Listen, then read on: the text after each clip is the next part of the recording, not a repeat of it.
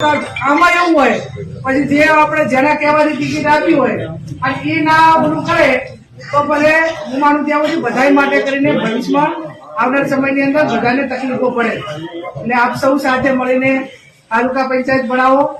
આપણા નાના લોકોનું કામ એ તાલુકા જિલ્લા પંચાયત પૂરતું સીમિત હોય. આજે હું ધારાસભ્ય હતી એ ટાઈમે આ તળાવ શીતળા માતાનો રોડ મંજૂર કર્યો તો ખાતમુહૂર્ત કર્યું એટલે એ રોડ થયો.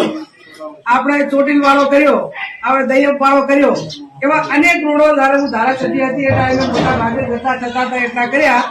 આ એ ટાઈમે ભાજપ વાળા એમાં ભાષણ કરતા હતા કે ભાઈ ચાલુ સરકારનો ધારાસભ્ય આવે ને તો અમારા બધા કામ થઈ જશે. આ દોઢવા ની અંદર આ ગામ છે ધારાસભ્ય જોયા કોઈ આયા નહીં આયા. હું આવતી એટલા નથી આવ્યા ને એટલે જયારે ઉલડી વોટ આવ્યા ને એને કહેજો બધા કોનાની લંકા બનાવવાના હતા કે હજી સુધી તો કઈ નવી કેનાલોનું કે રોડાનું કે જેટલા હું એમ માનું કે કદાચ ધારાસભ્યથી મુખ્યમંત્રી બધા વાયદા આલીને ગયા છે અને બધાને બોલાવીને કીધું હતું. એટલે મારો કહેવાનો અર્થ એટલો જ કે એ લોકોને જયારે ચૂંટણી હોય એટલે બધા વાયદા યાદ આવે કે ભાઈ તમે અમારા ભેગા આવો એટલે અમે તમારું આ બધું કામ કરી નાખશું એવું કેમ.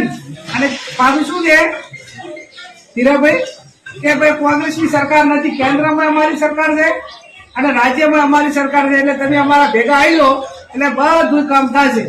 તો તરીવરથી એમની સરકાર છે તો તરીવરથી કામો બધા કર્યા હોત તો બાકી ના હોય.